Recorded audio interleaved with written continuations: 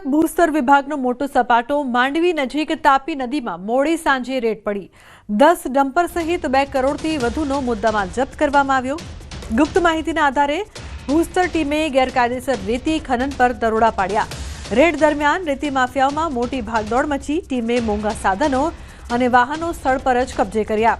તો જિલ્લામાં રેતી માફિયાઓના નેટવર્કમાં ભારે ફફડાટ ફેલાયો છે। જિલ્લાના તારાપુર તાલુકામાં પડેલા કમોસમી વરસાદે ખેડૂતોની કમર તોડી નાખી છે। રાપુર તાલુકામાં 40 ગામોના ખેડૂતોની આજીવિકાનું સાધન ડાંગરની ખેતી છે અને કમોસમી વરસાદે ડાંગરના પાકને બરબાદ કરી નાખ્યો છે।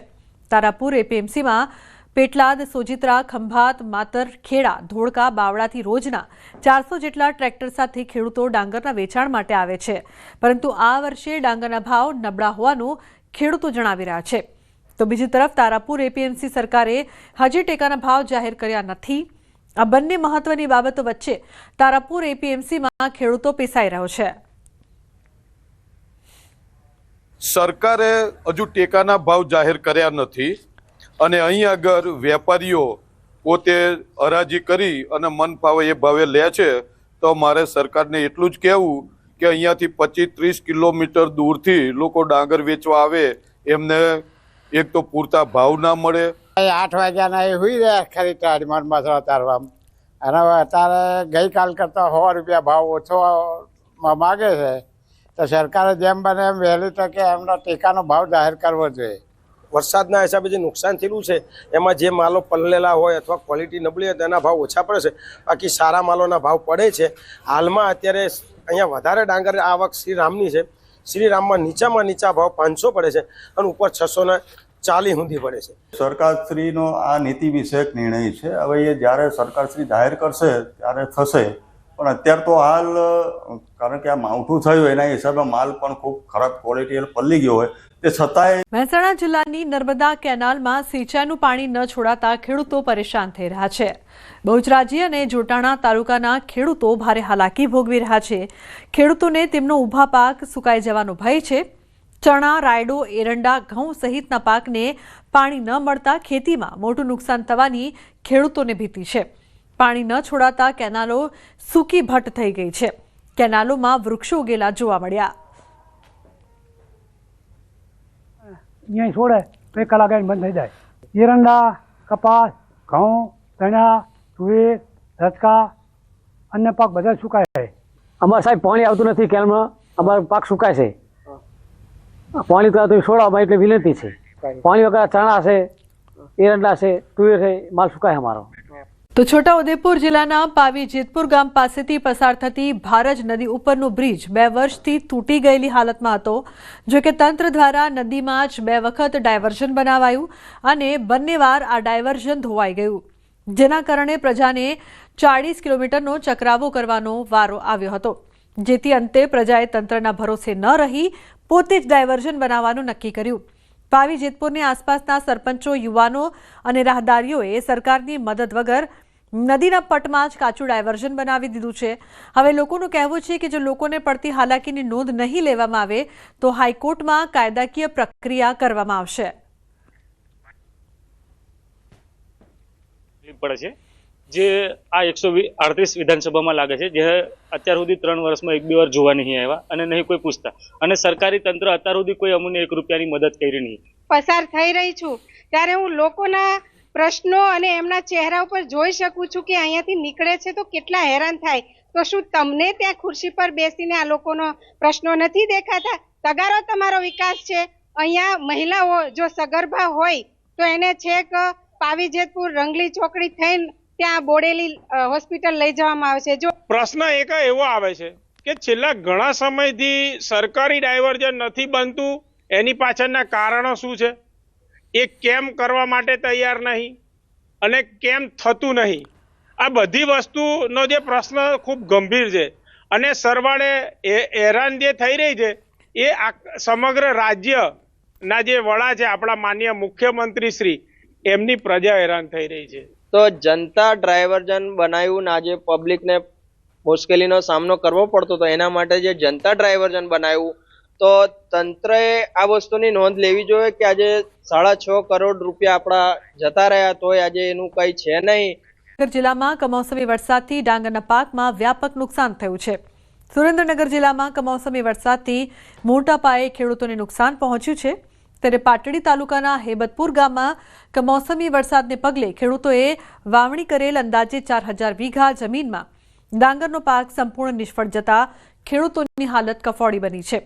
ખેડૂતોએ પાક ધિરાણ ભરી શકે તેવી પણ આર્થિક સ્થિતિ ન હોવાથી સરકાર દ્વારા પાક ધિરાણ સંપૂર્ણ માફ કરવામાં આવે તેવી ખેડૂતો માંગ કરી રહ્યા છે. ગત વર્ષે ખાબકેલા કમોસમી વરસાદના કારણે ખેડૂતોને નુકસાન થયું હતું, જેમાં હજી સુધી હેબતપુર ગામના 135 ખેડૂતો પાક નિષ્ફળ સહાયથી વંચિત છે.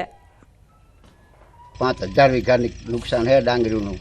કોઈને લેવું નથી રહ્યું. કાળા પાણીએ રોવે ખેડૂત. રોવાનું ઉપાડી હોય અચેકા વીઘે 10-10, 15-15 હજારનો તો ખર્ચો થયેલો હોય ડાંગરીમાં. આમાં શું અમારે લેવાનું રહે? વારંવાર તાલુકા કક્ષાએ જિલ્લા કક્ષાએ અનેક રજૂઆત કરે છે અને ડાંગર બધી ઉગી ગયેલ છે અને ખેડૂતના દેવા માફ કરવા અમારી નમ્ર વિનંતી. અમારે ડાંગરમાં પાણી ભરાઈ ગયું, ડાંગર હળી જઈ. અમારે લોન કઈ રીતે ભરવી સાહેબ? કોઈ આરો નથી એકે. ખરાબ આમાં લેવાનું અમારે શું રહ્યું હોય? વાટવી તો કઈ લેવાનું ના રહે. આમાં દાંતડું ના બે હોય. અમે સહાયતા કરે આમાં અમારે લેવાનું શું રહ્યું હોય? સહાય કરે તો પગ ઉપર ઉભા રહીએ હોય. તો ખેડૂતો પર વધુ એક આફત આવી પડી છે. ડુંગળી બરબાદ કરી દેતો બાફિયો રોગ આવ્યો છે. ડુંગળી પકવતા ખેડૂતો પર મોટી આફત. ડુંગળીના પાકમાં બાફિયો રોગ જોવા મળ્યો છે. કમોસમી બાદ હવે બાફિયા રોગનો કહેર છે. ભાવનગરમાં ડુંગળીના પાકમાં બાફિયો રોગ મહુવા, તળાજા, ઘોઘા, સિહોર સહિતના ખેડૂતો બેહાલ છે. કમોસમી વરસાદે ખેડૂતોની કમર તોડી નાખી છે તો ખેડૂતોના પાક પર પાણી ફેરવાઈ ગયા છે. ભાવનગર જિલ્લામાં પડેલા કમોસમી વરસાદના કારણે જિલ્લામાં ડુંગળીના પાકમાં બાફિયા નામક રોગ આવી ગયો છે. મહુવા, તળાજા, ઘોઘા, સિહોર અને પાલીતાણા જેવા પંથકોમાં મોટા પ્રમાણમાં ડુંગળીનું ઉત્પાદન વધારાના પ્રમાણમાં ખેડૂતો કરતા હોય છે. ત્યારે આ વખતે પણ ખેડૂતોએ ડુંગળીનું વાવેતર કર્યું, પરંતુ બાફિયા નામક રોગ આવી જતા કસ્તુરી ફરી ખેડૂતોને રડાવી રહી છે. અતિ વરસાદ પડવાથી પાણી ભરાઈ રહેવાથી બાફિયો રોગ આવી અને સર્વ ડુંગળી હાવ વિનાશ થઈ ગયો છે. એટલે ખેડૂતોને આગળ બહુ કપરી પરિસ્થિતિ ઊભી થઈ છે. ડુંગળીમાં બાફિયા નામનો રોગ આવ્યો એટલે મારે 8 વીઘાની ડુંગળી નાબૂદ થઈ ગઈ છે. મારી નહીં પણ આજુબાજુ શિયાળ તાલુકાના આજુબાજુ કોઈ પણ ગામડાના ખેડૂત ડુંગળી પકવતા બધાને મોટા પાયે નુકસાન થયું છે.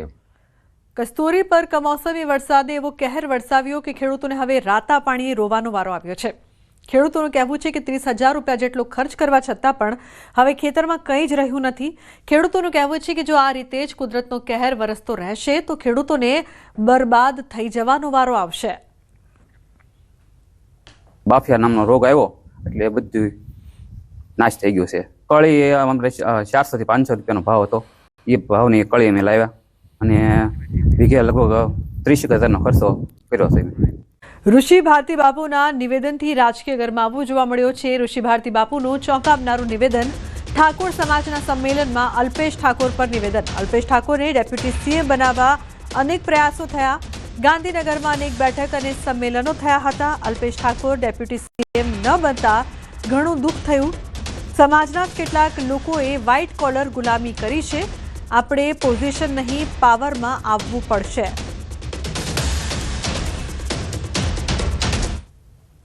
ગૌરવ થતો હતો કે આપણા અલ્પેશજીને ડેપ્યુટી સીએમમાં લેશે. એના માટે બહુ પ્રયાસ ચાલુ હતા અને સંગઠન થયા, ગાંધીનગરમાં મિટિંગો થઈ, છતાં એમાંથી બાકાત રહ્યા. સારા ખાતાઓ પણ ના મળ્યા. એ વાતનું દુઃખ થવું જોઈએ. પરંતુ યાદ રાખજો કે જો સંગઠિત ન થયા તો ડિવાઇડ એન્ડ રૂલની નીતિ જે અંગ્રેજો સમયમાં હતી, આઝાદ ભારતમાં પણ ગુલામીની આપણે અહેસાસ બધાય કરી રહ્યા છીએ. એટલા માટે ફરીથી કહું છું, પોઝિશન જોતી નથી, પાવરમાં આવો. સૌથી મોટું વોટિંગ પાવર હોય તો પાવર આપણામાં હોવો જોઈએ. તો ઋષિ ભારતી બાપુના નિવેદન પર બોલ્યા અલ્પેશ ઠાકોર. આ પ્રકારના નિવેદનથી નુકસાન. જાહેર મંચ પરથી આ પ્રકારના નિવેદન ન આપો. અને મહેરબાની કરી અને આવા જાહેર મંચ ઉપરથી કોઈ કોઈને આ હોદ્દો આપી દેવો જોઈએ, પેલું આપી દેવું જોઈએ, એવું તો ના કરો. આ ભેગું કરતા વાર લાગે છે. આ ભેગું કરતા વાર લાગતી હોય ત્યારે કોઈ આ પ્રકારના નિવેદનો ના કરે. આવા નકારાત્મક નિવેદનોથી સમાજને ક્યારેય ફાયદો નહીં થવાનો. તમારે તો અમેરિકાના રાષ્ટ્રપતિ થઈ જવું છે, કોઈ નહીં બનાવવાનું. આ રીતે વાત ના કરો. આવી વાતો કરવાથી સમાજને કઈ નહીં મળે, તમને કઈ નહીં મળે, જે છે એમને પૂરા કરી દેશે.